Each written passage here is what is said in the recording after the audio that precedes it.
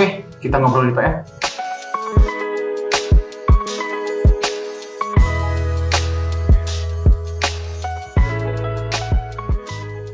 Assalamualaikum Sobat PR, hari kembali di acara kita ngobrol di PR, dan hari ini kita akan ngobrol-ngobrol sama penjabat Bupati Kuningan, Pak Iip Hidayat, karena Kuningan ciri khas dengan Ciremai, Gunung Ciremai. Nah, kita akan bahas nih dalam rangka mendekati Milangkala Kuningan, ada sebuah festival yang akan menarik bagi masyarakat yang nanti mau datang ke sana, juga masyarakat Jabar atau nasional, ada namanya Ciremai Festival. Kita akan bicara-bicara kapan sih festival Ciremai Festival, ada apa aja, dan sudah sebenarnya ini pernah nggak dulu ada Ciremai Festival di Kuningan, dan kenapa dilakukan dibikin Ciremai Festival gitu. Selamat datang Pak Iip.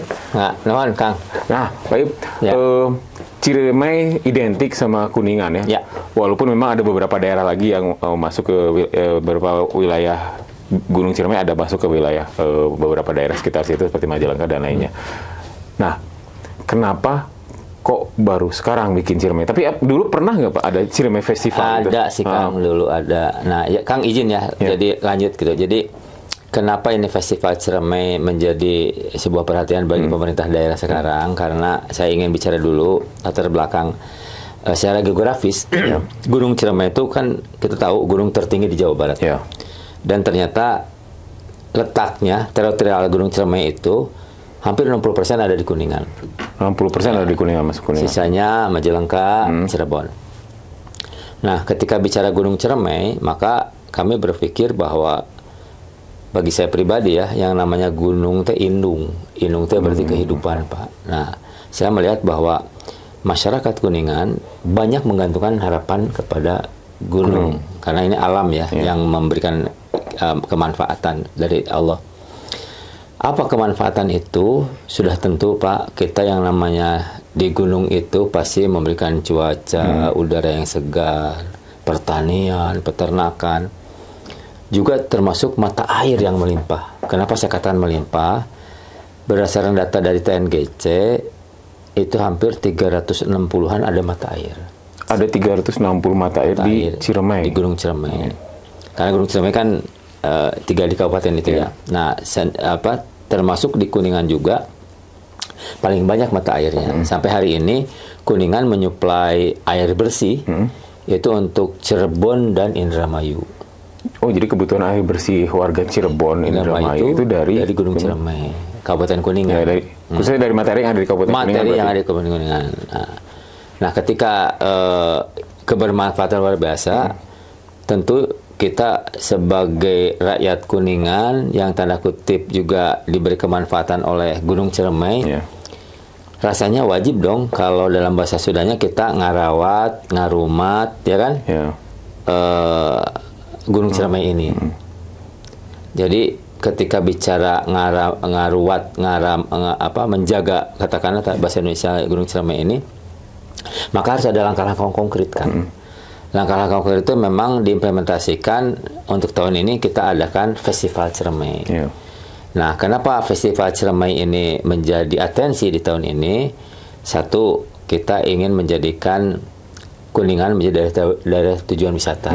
Kenapa daerah tujuan wisata? Karena potensi wisata di Kuningan itu gunung, dan antaranya karena outdoornya Pak. Dan kalaulah sekarang di Majalengka ya Bandara Kertajati, mungkin ke depan wisatawan teh kalau turun di Majalengka, ya kan, bolehlah kulinernya di Cirebon, ya kan, jalan-jalan di Cirebon, nginapnya di Kuningan, kira-kira begitu ya. Udaranya lebih dinginnya Pak. Kemudian, ya betul, hotel-hotel juga di sana sudah berstandar internasional juga banyak, kemudian yang lokal-lokal juga tersedia lah, artinya sudah banyak tersedia. Nah, itu poinnya. Jadi wisata ini akhirnya menjadi sebuah pendongkrak ya bagi perekonomian di Kuningan. Ketika jadi wisata, orang datang ke Kuningan, artinya ekonomi akan berjalan. Sehingga kami punya tagline tahun ini, tagline pariwisata Kuningan, Kuningan Be. Saya orang Bandung kan, karena penugasan di Kuningan menjadi penjabat. Pertamanya kenapa be ya? Kalau orang Sunda berarti kan rewas gitu, be gitu. Atau orang Jakarta be. Ya. Ternyata be bahasa Kuningan itu be itu mengajak. Oh, Kadieu, hayu gitu. hayu. Oh, gitu. Jadi Kuningan hayu. be, kadieu ke sini gitu. Jadi mengajak, membuka diri untuk yang di luar Kuningan hadir juga ke Kuningan menikmati alamnya, kulinernya segala macam. Nah, Pak, kan selama ini tanya memang kita tahu banyak potensi wisata alam di Kuningan termasuk Ciremainya. Kalau boleh tahu ya, Bapak kan memang baru menjabat per Desember ya. Desember ya. Kan mereview kembali ke belakang mungkin sebenarnya PAD dari wisata sendiri di Kuningan kalau yang Bapak tahu ya ketika mereview itu ada berapa persen sih Pak? Ya ini juga keprihatinan ya justru saya kenapa Festival Ciremai ini harus menjadi sebuah dongkrakan gitu ya, pemicu gitu untuk para wisata karena ternyata setelah saya di sana dan saya mendalami termasuk kepada TAPD-nya gitu ya, PAD kita berapa sekian, kemudian dari PAD itu berapa persen sih sumbangan dari para wisata? Saya berpikir karena Kuningan kota para wisata lah, melihatnya karena potensi yang banyak. Saya kira di 50-60%. Ternyata dari para wisata hanya 6%. Hanya 6%? Di bawah 10%. Artinya ini ada sesuatu, ada masalah menurut saya ya. Nah ketika masalah ini apakah mungkin ya, ada yang harus kita tingkatkan, apakah SDM-nya atau mismanajemennya atau kan kebocorannya, apapun gitu ya. Itu yang kita petakan. Tapi bagi saya adalah poinnya kita harus mencari solusi. Dan tidak berlama-lama. Maka tagline itulah salah satunya Kuningan Bu itu untuk semangat untuk ketika yang penting masuk dulu ke kita menyiapkan apa SDM segala sesuatunya paling tidak ramah dulu. Sarana prasarana juga kita belum bisa maksimal, tapi ketika ramah tamah mereka datang gitu. Nah, untuk Kuningan Bu ini ketika kedatangan kita tahun ini bikin calendar of event. Calendar of event ini adalah salah satu cara menarik wisatawan. Jadi setiap bulan tuh ada kegiatan-kegiatan. Di mana, kapan, apa saja. Contoh, ketika awal kita mulai dengan festival durian. Oh iya betul. Nah, itu di bulan Februari setelah kita katakanlah pesta demokrasi ya, dinamisasi gitu.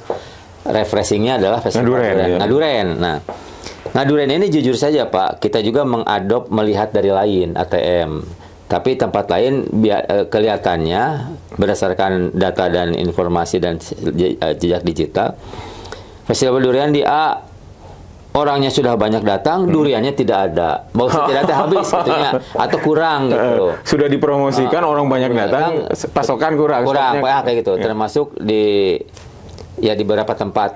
Nah, kami tidak ingin terjadi di Kuningan, maka dari sejak awal kami mengumpulkan semua kepala desa Kuwu kalau itu. Karena potensi pohon durian di Ciremai ini, di kita ini banyak sekali Pak. Lokal memang.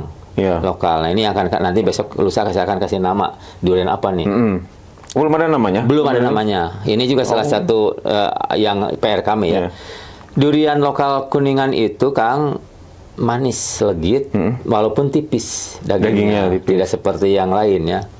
Tapi itulah ciri khas. Maka ketika festival durian agar tidak terjadi chaos tadi, yang pertama saya cari tempat di mana yang pas. Ternyata tempat yang pas menurut saya adalah Desa Cibuntu. Desa Cibuntu tuh desa wisata Pak. Oh memang udah jadi. Udah jadi wisata, juara kedua ASEAN. Se-Asia. Apa Pak si potensinya apa sih di Cibuntu? Itu kan ada penilaian dari itu. Poinnya adalah kalau di Bali mah panglipuran lah Kang.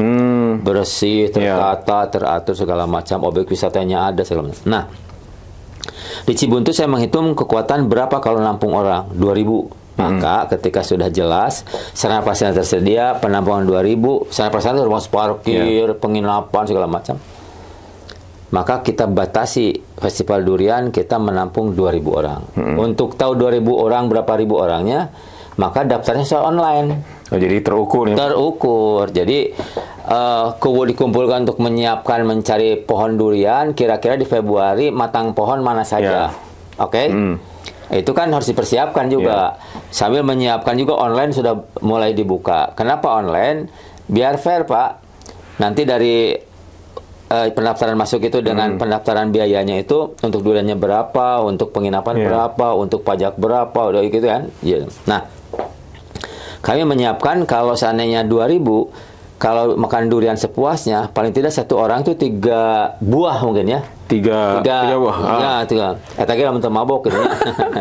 Nah, 3 buah itu berarti saya harus menyiapkan kali 2.000, 6.000 durian. Maka kami siapkan 6.000 durian. Waktu itu teh? Hampir 3 truk lah, Pak. Karena kita ingin memberi kepuasan dong, gitu. Makanya persiapannya lumayan, 2 bulanan lah. Dan yang daftar itu hampir 1.700-an, Pak. Oh. Itu yang online ya, belum yang datang itu. Ya mungkin di 2.000-an mah ada sesungguhnya. Nah, ternyata kepuasannya bisa dilihat di itu ya, di video-video atau di YouTube. Cukup duriannya, Pak? Cukup. Karena kita yang 6.000 menyiapkan. Yang online 1.700, ada sisa 300 kali 2 600-an. Dan itu akhirnya habis juga kan, ada yang bekal beli segala macam. Karena kita siapkan matang pohon itu. Nah, itu pertama festival durian. Ternyata bisa menarik minat orang-orang masuk ke Kuningan. Nah, sekarang di Juni ini kita mengadakan salah satunya agendanya Festival Ciremai. Nanti ada Tour de Linggarjati. Dulu kan ada juga. Ada juga, itu tiap tahun ada. Kemudian Serentahun, Papan Budaya, itu yang sudah itu ada. Nah, sekarang kami masukkan kepada kalender event setahunan sampai Desember teh apa saja. Apa biar nanti tahun depan juga begitu, jadi orang kalau mau ke Kuningan teh sudah tahu ada agenda apa. Bulan ini ada apa, bulan ini ada apa, bulan ini ada apa.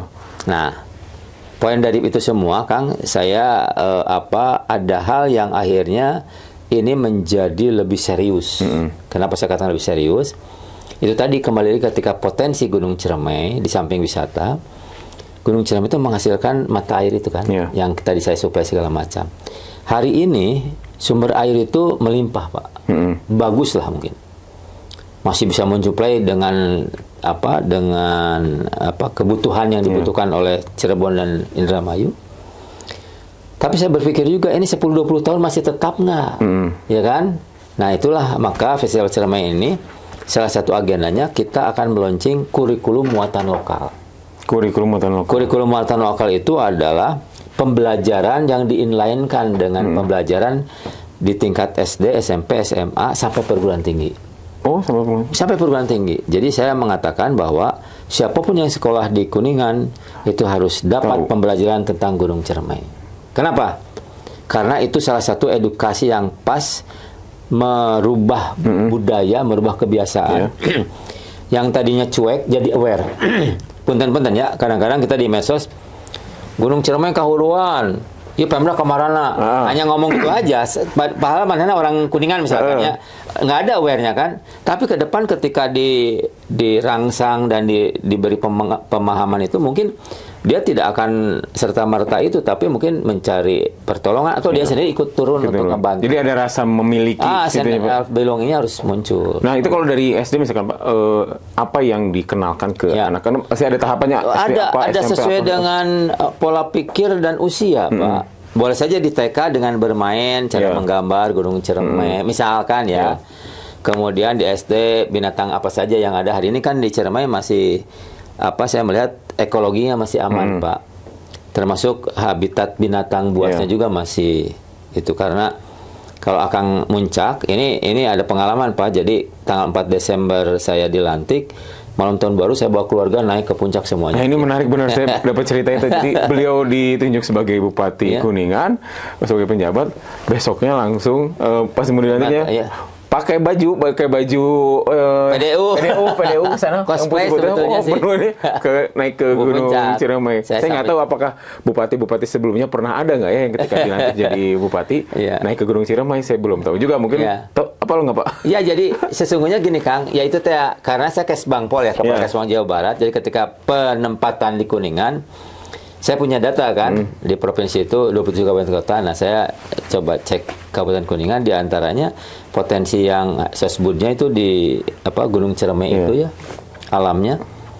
Nah, kita dalami, ya itu tadi ketemu. Jadi rakyat Kuningan tuh sangat menggantung, ketika menggantungkan teh ya tadi nungarana gunung teh indung bagi saya mah, karena kehidupan teh ya. Jadi saya sebagai kepala daerah, bupati, wajar orang bersyukur kepada Tuhan Yang Maha Esa, Kuningan diberi itu gitu Pak. Nah ketika rasa bersyukur itu, spontanitas saya ngajak istri sama anak-anak, yuk orang kita muncak gitu. Jadi saya bawa istri sama anak 4 saya gitu, karena saya berpikir orang ke puncak ya di luhur orang Al-Fatihah lah gitu, nganuhunkeun gitunya, sholat pas mun lohor, sholat lohor di sana gitu. Ari emang biasa hiking Pak? Saya pramuka Pak, jadi yang begitu teh sering lah gitu ya, tapi tidak rutin, cuma ketika ada perjalanan itu saya suka lah gitu. Nah pas yang kemarin naik itu dari pintu mana Pak berarti? Di Palutungan Pak, Ipukan itu perjalanan 14 jam. Idealnya sih di 10 jaman, tapi karena kan bawa anak-anak, kadang berhenti segala macam. Dari jam berapa berarti Pak mulai? Saya berangkat pada Isya ya. Sampai di sana besoknya lagi. Tadinya ngejarnya inginnya sih di puncak pas itu, atau paling tidak subuh lah, dan subuh gitu. Nggak kekejar ya, karena kan baru pertama kali juga nginjakan di Kuningan, langsung lompat. Sebelumnya belum pernah ke Ciremai. Belum pernah ke Ciremai saya, belum pernah gitu. Artinya belum muncak di sana ya. Kalau lewat-lewat mah sering gitu ya. Karena anak saya juga 2 itu pesantren di Kuningan sebetulnya. Oh gitu. Jadi tahu betul itu, tapi tidak pernah naik. Nah, oke, kembali lagi ya Kang. Jadi bicara masalah festival Ciremai itu salah satunya kenapa saya anggap penting dan serius meluncing kurikulum muatan lokal, karena itu proses pembelajaran yang sangat kena, dan itu saya berharap terus Pak, karena ketika aware, ketika punya tanggung jawab kepada gunung Rajat Kuningan itu pasti akan merawat, menjaga gitu. Ketika ada kebakaran bagaimana, ketika ada pembalakan hutan, menyuri iya kumaha gitu. Kan itu kesinambungan itu Pak. Nah di sana ada budaya-budaya lokal ya. Ada mungkin apakah Kuningan memang ada peradaban lama terus ada budaya-budaya karifan lokal yang berjalan? Ini saya jujur aja selama di Kuningan banyak naik gunung akhirnya. Jadi tidak saja di Ciremainya Pak, di sana Nun Jawa ada di Gunung Tilu. Gunung Tilu itu adalah perbatasan antara Jawa Tengah, Jawa Barat. Dan di sana ada titik kurang, dari sana juga ada situs ya, Batu Naga namanya. Nah, ketika sebelum Batu Naga saya ke titik triangulasi perbatasan. Di gunung itu 3 kabupaten gitu. Jadi Kabupaten Brebes dan Cilacap Jawa Tengah, sini Kuningan. Titiknya di sini. Jadi saya ngelengkah ke sana udah Cilacap. Beda daerah ya. Nah, ke sini itu Brebes gitu ya. Nah, memang hutan itu masih leuweung tutupan Pak, jadi harus agak dibuka. Kebetulan saya kan musim hujan naik, jadi belum ada jalur. Jalurnya di jalur lama mungkin. Jalurnya rubah-rubah Pak, karena kan di Gunung Tilu teh tanahnya agak cepet aya longsoran kayak gitu ya. Jadi harus kadang sini, kadang ke situ gitu. Kita mah ngikutin aja sama penduduk setempat yang paham. Cuma harus siap aja Pak, badannya dicocokan ku lentah gitu.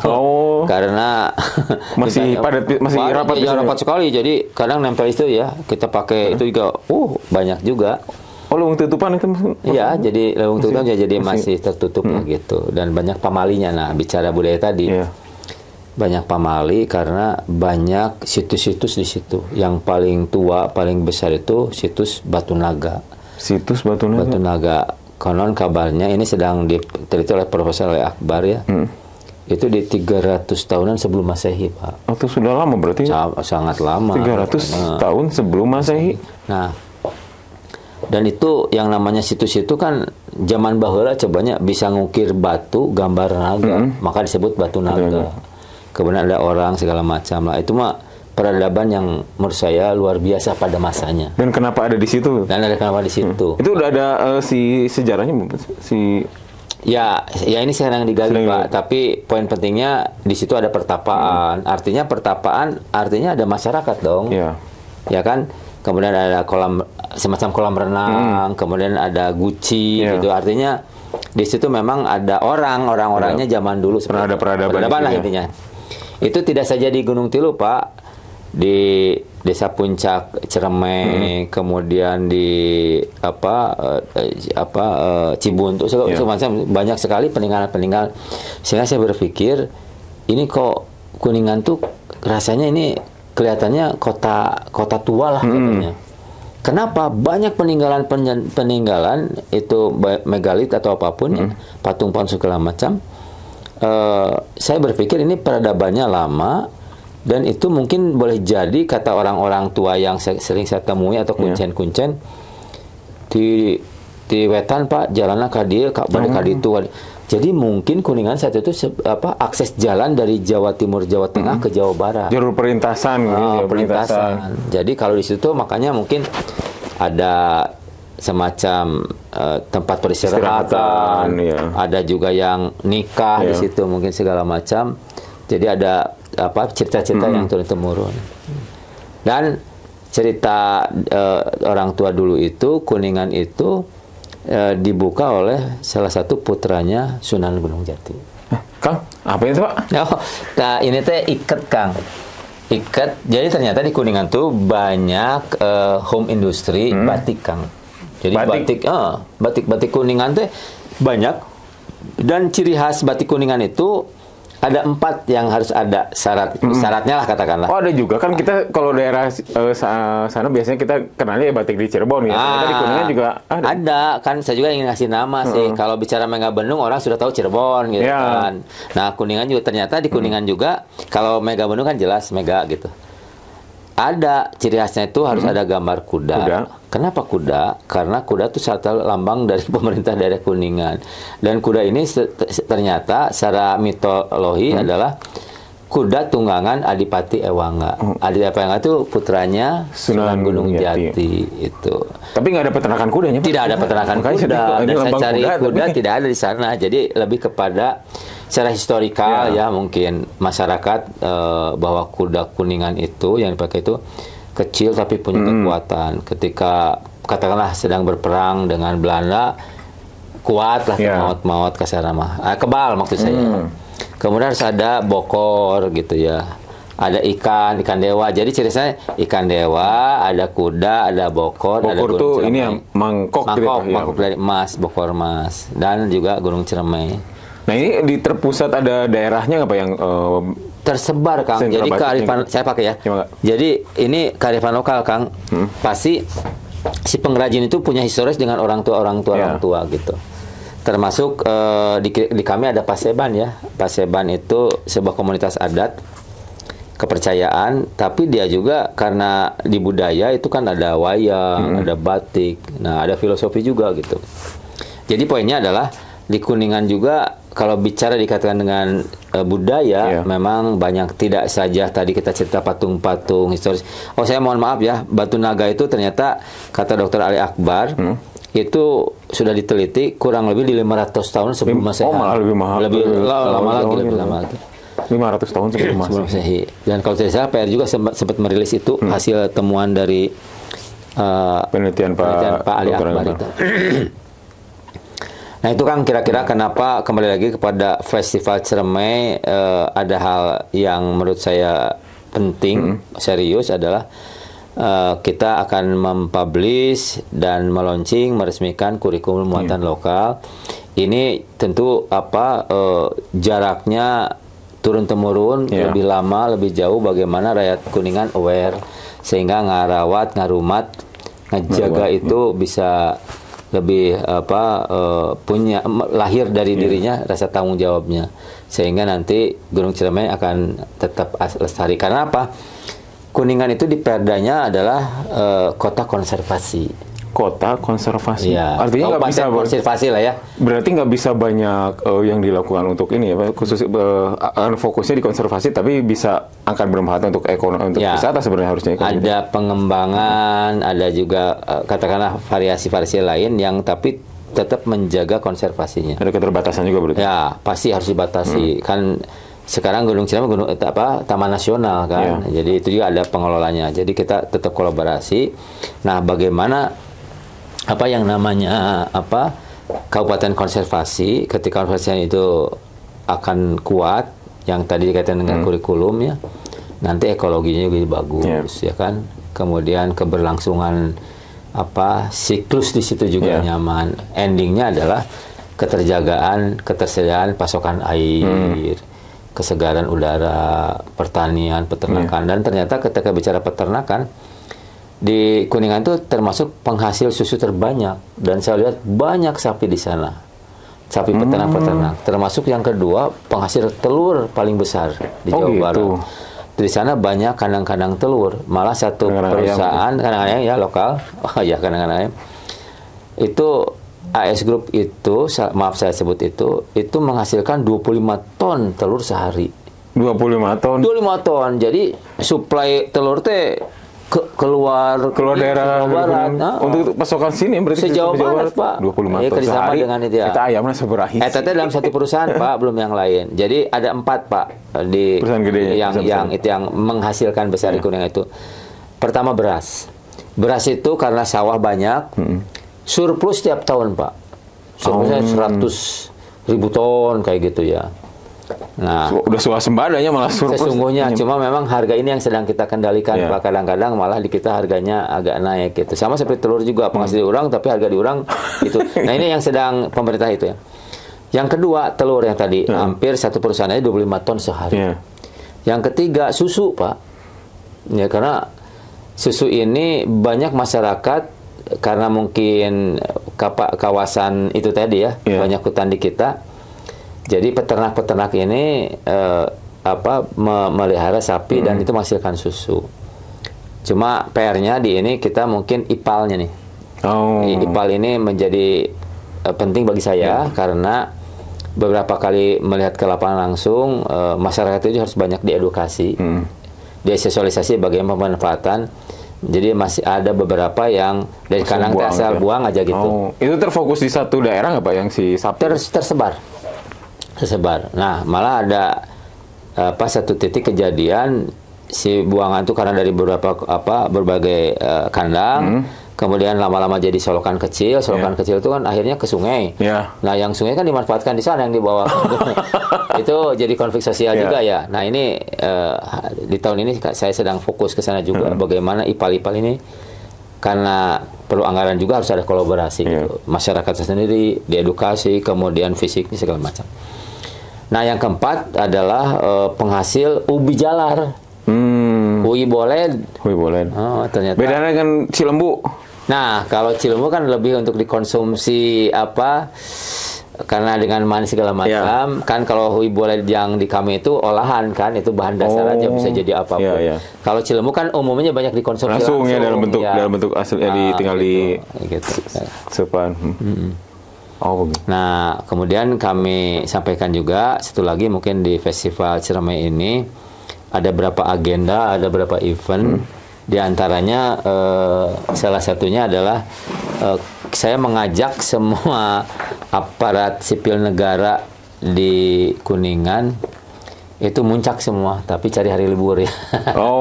Kenapa ngajak muncak? Karena ternyata teman-teman di Kuningan juga belum semua.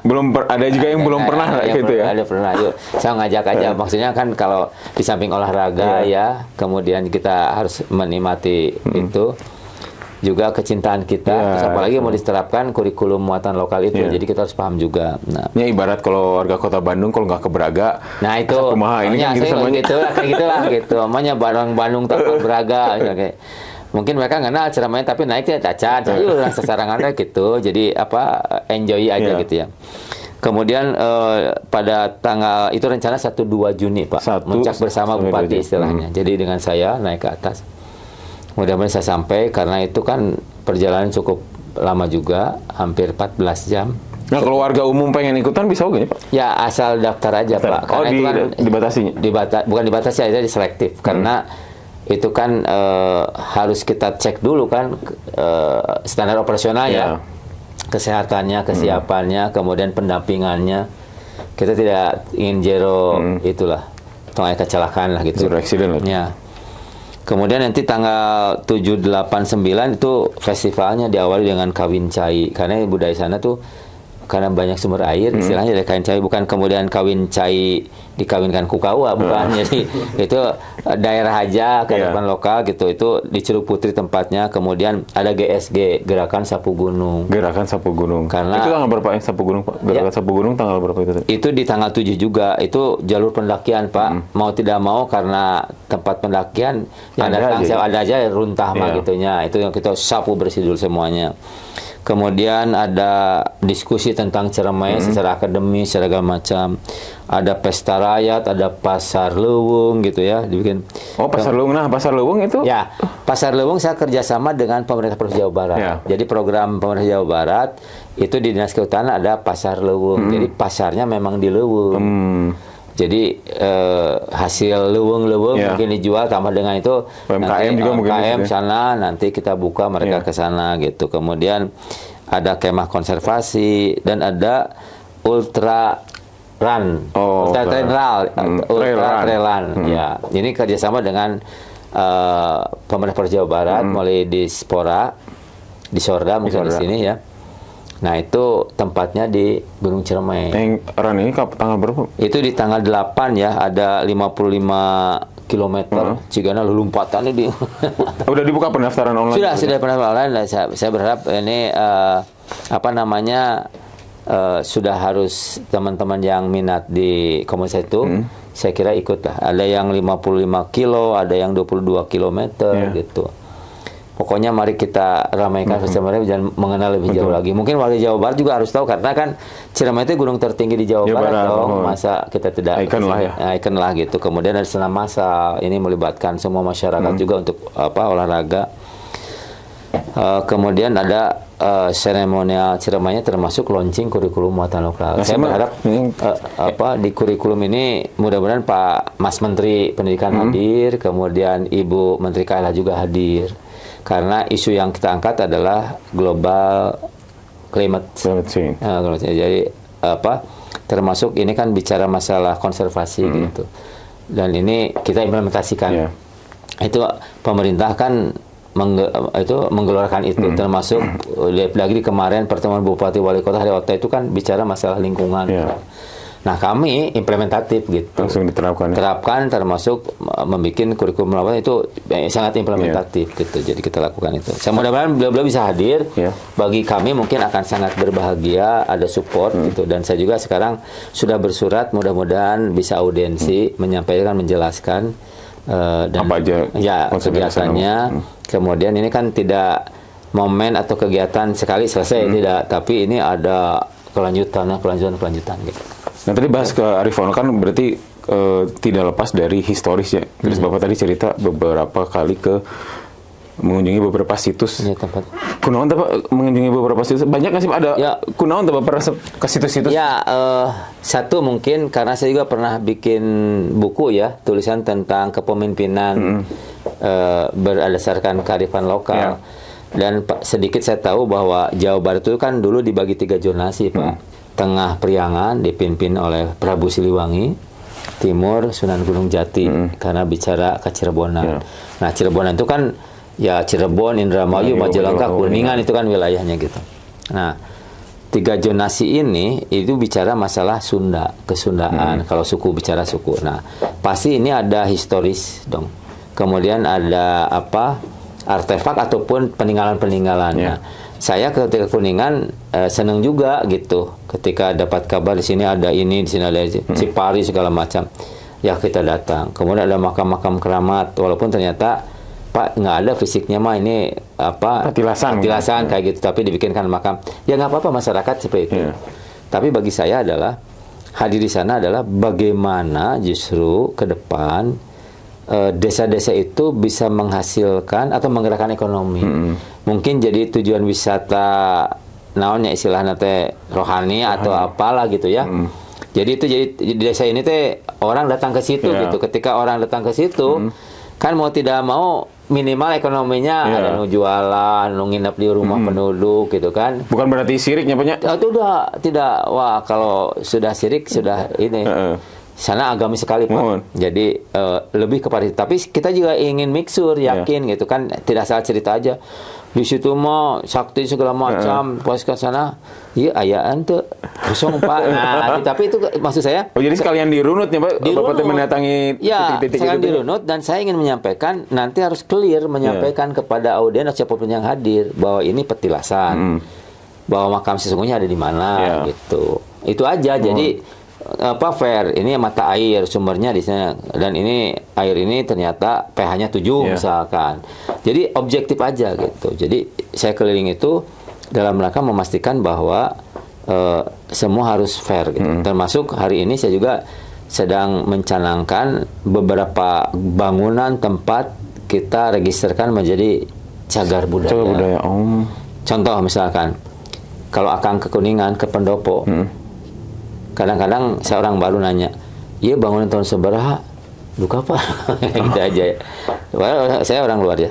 Akhirnya kan saya harus cari tahu juga. Saya ke bagian aset kan. Aset pasti punya surat-surat. Ternyata di situ ada tertulis tahun 1892. Udah lama ya. Heritage pisan. Tapi itu ketika tidak diregister, tidak didaftarkan, jadi orang bukan tidak menghargai ya, biasa saja.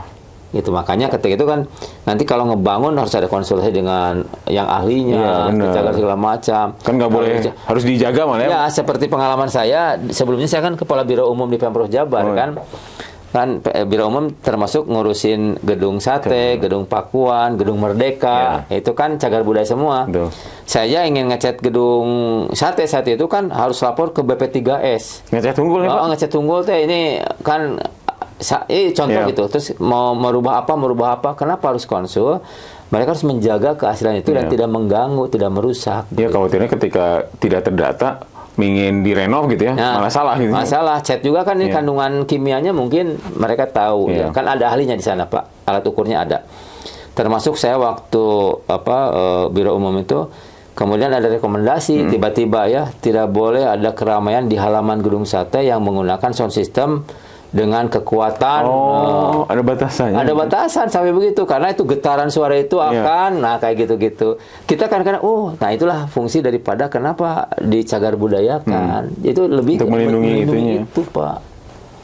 Itu penting Pak menurut saya. Jadi ketika dilindungi kan generasi kita di bawah sana kan bisa menikmati masih tidak serta itu. Dan itu terdata cukup banyak nggak Pak yang bangunan-bangunan tahun ini saya 14 dicanangkan, sebetulnya banyak Pak. Pokoknya setiap saya ke lapangan ketemu misalnya kantor dulu mah Kawadanaan ya.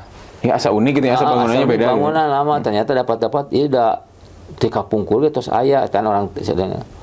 Mungkin di tahun 1800-an di 1900-an wah kan lewat 50 tahun sudah benda cagar budaya. Nah, di situ kita data kantor Kawadanaan, ada gedung sekolah itu.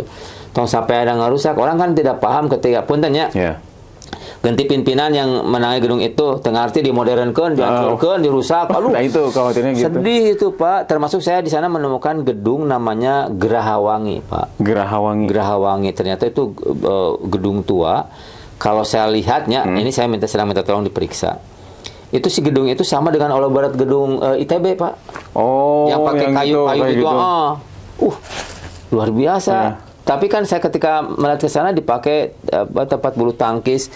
Si ini sudah keramik, cigana dihandapna tehal keneh cigana aslina. Si ubin pakai ubin mungkin ya. Kentengnya sudah diganti pakai singalum. Nya pisan. Kayunya dicat biasa aja. Aduh itu jati kan orang mau ini. Tapi si kayu ini masih ada. Masih ada. Nah, maka saya minta coba dioriginalkan lagi gitu. Yang dapat selamatkan. Saya khawatirnya ada beberapa pintu juga mungkin digantinya. Buat ternyata pintu jati nu bagus gitunya. Diganti ku biasa. Iya karena kan kayak toiletnya tiba-tiba diganti ku PVC gitu. Aduh, ini kemana? Buka saya kira, aduh, orang mah yang aduh itu. Tapi untuk tidak berlama aduh, nah kita selesaikan gitu. Kalau aduh nah saya penasaran, Bapak teh kan penjabat. Berarti sampai ada bupati definitif mungkin Pak. Setahun lebih mungkin Pak. Melakukan banyak perubahan, bikin inovasi-inovasi. Nah, Pak kan ada beberapa pejabat yang lain itu kita mah pengen hanya mengisi kekosongan jabatan, tidak akan bikin inovasi-inovasi, yang penting berjalan lancar sampai ada bupati definitif Bapak. Nah, Pak. Tenang naon. Jadi gini Kang. Apalagi dari Bandung gitu. Iya, bukan asli sana ya. Gini Kang, jadi ketika saya ditunjuk menjadi PJ itu di SK tercantum 1 tahun Pak. Jadi saya harus menghitung apa yang saya lakukan di sana. Kemudian ketika melakukan di sana itu kami tugasnya 3. Satu adalah mensukseskan pesta demokrasi. Kan ada pemilu dan pilkada. Makanya harus berjalan. Makanya kewenangannya kan penuh sama dengan itu, kan disebut penjabat lah. Kedua adalah menjaga kondusivitas. Menjaga kondusivitas itu artinya bagaimana tidak ada permasalahan yang sangat jadi konflik sosial gitu. Yang ketiga adalah melanjutkan tugas atau kegiatan atau pekerjaan bupati sebelumnya. Nah, 3 ini saya betul-betul pegang. Ketika bicara pemilu pilkada, kebetulan saya kepala Kesbang Pol Jawa Barat, jadi sangat memahami betul tahapan segala macam sampai penganggaran itu. Jadi saya betul-betul kawal. Sehingga Kuningan kemarin juga naik Pak tingkat partisipasinya. Kan itu artinya membaik ya dari sisi itu. Yang kedua, menjaga kondusivitas. Tentu ini ketika bicara kondusivitas, saya banyak ketemu masyarakat, ketemu masalah-masalah yang diselesaikan bersama. Terus bagaimana mengajak ASN kami untuk fast respon terhadap keluhan masyarakat. Itu bagian-bagian untuk menjaga kondusivitas. Kemudian meneruskan. Ketika meneruskan, kita juga harus memilah dan memilih, Pak. Dan saya harus mengukur. Kalau 1 tahun, orang yang terukur saya bisa selesaikan, mana. Kemudian dari sisi normatifnya, dikembalikan kepada real ini sudah benar atau kumaha. Ketika nggak yakin, kita konsul ke BPK lah, ke inspektorat lah, atau siapapun yang ke Kemendagri lah. Ini betul nggak bisa, atau ini agak melenceng. Nah, realnya diberesin dulu. Nah, kemudian yang kedua, PJ itu dievaluasi 3 bulan sekali. Jadi walaupun bagaimana, mungkin PJ cicing wae gitu. Apalagi sudah masuk di sana, ketika bicara fast respon, tidak kondusivitas, artinya kan pembangunan tetap harus berjalan. Nah, ketika berjalan, bagaimana ini bisa sinergi dan harmoni begitu ya. Jadi tidak hanya mengisi kekosongan jabatan saja ya. Tidak. Jadi memang akhirnya kita melakukan seperti bupati sesungguhnya, bagaimana human welfare itu terwujud. Nah, 30 sana dievaluasi. Nah, ketika dievaluasi itu kan ada 4 program nasional yang menjadi perhatian. Apa itu? Pertama, stunting. Stunting itu gagal tumbuh kan. Rakyat kita kan harus dicek. Kedua, inflasi. Ketiga, kemiskinan. Keempat, pengangguran. Jadi 4 fokus ini juga menjadi target yang saya lakukan di sana. Karena itu diukur kan. Dalam setahun itu ya? Dalam 3 bulan sekali kan dievaluasi oleh Kemendagri. Sampai posisi sampai tadi setahun Bapak ya? Ya, setahun. Jadi 4 kali lah dievaluasi itu. Nah, kalau setahun nggak cukup Pak, diperpanjang nggak Pak? Jadi 5 tahun gitu maksudnya Bapak? Enggak lah. Saya kan ditugaskannya sebagai penjabat, bukan mencalonkan gitu. Jadi saya samina wa atona lah. Ini pemerintah yang negara yang memerintahkan, saya hadiri Kuningan, saya hadir situ. Tapi kan banyak, kalau saya baca di netizen ya, banyak muncul sekarang keinginan-keinginan warga di sana untuk Bapak majunya. Nah, ketika itu ada keinginan itu, kumaha Bapak? Apakah mulai muncul? Sepertinya iya loh gitu. Satu ya. Atau sudah ada partai yang meminang misalnya ngontak-ngontak ke Bapak? Ya gini Kang, ini dinamika politik. Ini yang ngontak ada saja gitu, yang mendukung ada saja. Masyarakat yang memberikan support kepada saya juga banyak, tapi itu bagi saya poinnya adalah mungkin kerja kita di sana diterima mereka, fast respon segala macam begitu.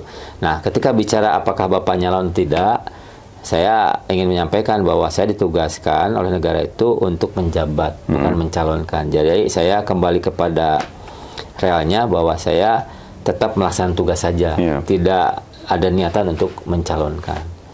Karena kalau mencalonkan juga, kan saya ASN, aturannya sudah jelas. Ketika sekarang musim pendekatan itu kan sudah mulai nyetrum-nyetrum. Kalau secara ideal sih saya harus cuti dong. Harus cuti. Nanti kalau sudah akan mencalonkan sudah pasti jadi bakal calon, saya harus berhenti di PNS. Itu aturan. Lah kalau saya cuti kemudian mencalonkan, kumaha ya tugasnya gitu. Kan saya tidak punya wakil. ya kan? Iya, betul. Nah, jadi nanti malah tidak terkendali. Makanya itu harus berpikir betul ketika menjadi seorang PJ itu, konsistensinya, kemudian aturannya dipegang teguh sehingga selama di Kabupaten Kuningan tentunya kebermanfaatan bagi masyarakat itu harus dirasakan. Ya, saya terima kasih respon masyarakat selama saya bekerja di sana 4 bulan lebih ini.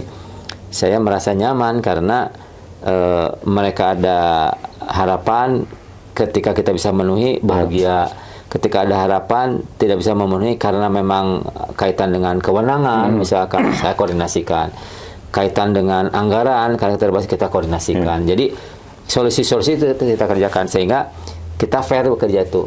Jadi fast respon inilah yang membuat kita nyaman gitu, apapun itu. Jadi memang ini memerlukan waktu, Pak.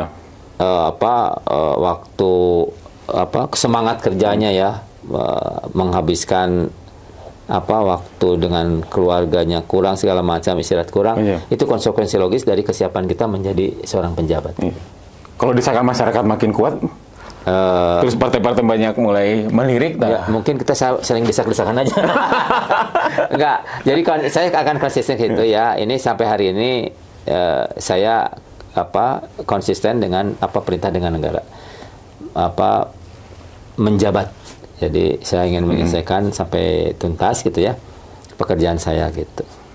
Ya, sebagai warga punya kewenangan, punya hak juga untuk itu, tapi saya tidak mengambil itu. Kan tahapan karirnya begitu ya. Kan kita tidak menyangka ya dulu bahkan guru awalnya Pak ya. Ya rumah apa cari tanah Pak dulu, jadi guru kok sekarang jadi di. Iya, itulah Kang. Jadi kalau sekarang jadi bupati. Ya, ini Kang makanya yang namanya jodoh, rezeki, takdir tidak pernah tahu, Kang. Saya juga tiba-tiba kadang-kadang Satria kan nggak tahu juga karena saya di Kabagumas, beliau wartawan kan saat itu ya. Ada interaksi. Tapi sampai sebelum ke pemerintahan kan karena saya lulusan IKIP, Pak. Kalau IKIP itu pasti saat itu harus jadi guru. Padahal saya itu kan pramuka ya, upacara-upacara di Gunung Sate. Ketika SMP, SMA teh ingin kerja di Gunung Sate. Guru apa dulu Pak? Nah, kemudian lulusan IKIP jadi guru karena saya jurusan Civic Hukum PPKN jadi guru PMP, Pak. Guru PMP. Teman-teman sekarang mungkin PMP apa enggak? Ya, itu dia. Pendidikan moral Pancasila. bukan pren makan pren. Dulu mah kan ada mata pelajaran PMPKN, PSBB, Tata Negara. Ya. Hari ini kan PSBB Tata Negara tidak ada. Tuh PSBB. PMP juga sudah mulai jamnya sedikit. Dikurangi. Nah ini padahal itu bicara masalah wawasan kebangsaan, NKRI gitu. Nah itu dulu saya guru dulu pada sana, tapi ngalamin juga kepala sekolah sebentar, kemudian ke birokrasi di pendidikan juga, Kanwil Dikbud saat itu Dinas Pendidikan. Nah itu garis tangan tidak pernah tahu, tiba-tiba saya menjabat di Gedung Sate, Kabagumas ketemu Akang. Kabagumas, Kabag Umum ya, rumah tangga, terus berlanjut sampai sekarang Bupati. Kemudian eselon 2 Biro Umum, kemudian Bangpol, terus jadi tempatkan Bupati gitu. Itu ya takdir Pak. Dulu guru PMP PSBB di mana Pak? Di SMA 21. Paginya SMA 8, siangnya SMA 21 Solong. Oh, di SMA 8. PMP PSBB. Pren makan pren, terus pren sama pren berantem PSBB.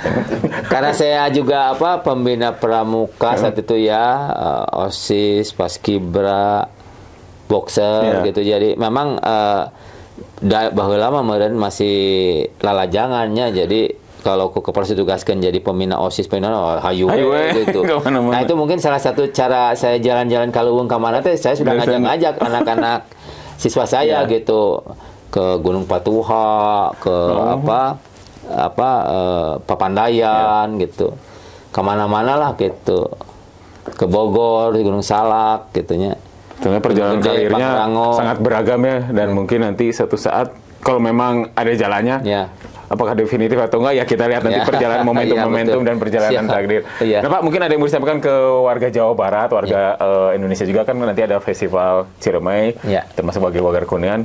Maka Pak. Ya, terima kasih Kang. Jadi poinnya adalah ketika kami melaksanakan event festival Ciremai, ini kan terbuka umum, malah saya berpikir kalau boleh luar negeri juga bisa hadir. Kenapa? Karena mungkin ada komunitas yang suka naik gunung lah, nyobalah gunung tertinggi Jawa, walaupun hanya MDPL-nya 3087 Pak. 3087. Tapi menarik lah sana, masih alamnya terjaga, ekologinya juga bagus ya, banyak pasti binatang-binatang buas. Nah, silakan gabung dengan Same, apakah dari luar negeri, Indonesia, itu siapapun, welcome. Itu silakan bisa ikut di IG-nya Prokompim Kuningan. Apa Pak? IG-nya Prokompim Kuningan, Kab Kuningan itu aja. Nah, nanti bisa diakses dan bisa mendapat informasi di situ. Itu Panginten, mudah-mudahan ada kebermanfaatan dan Kuningan bisa maju ke depan, ditambah lagi menjadi kota konservasi dan juga tujuan wisata di Jawa Barat. Hatur nuhun. Hatur nuhun pisan. Baik, teman-teman sobat PR, kita tunggu Festival Ciremai, ditunggu di sana ya. Ada yang mau naik gunung, mau apapun, ada beberapa agenda sampai di akhir tahun ya Pak ya. Mudah-mudahan mengangkat Kuningan menjadi sebuah ikon yang baru, termasuk dari Ciremainya juga bisa menjadi dirawat, diruat, dan dirumat ya Pak. Ngaruat. Ya, betul. Terima kasih sobat PR. Assalamualaikum warahmatullahi wabarakatuh. Salam.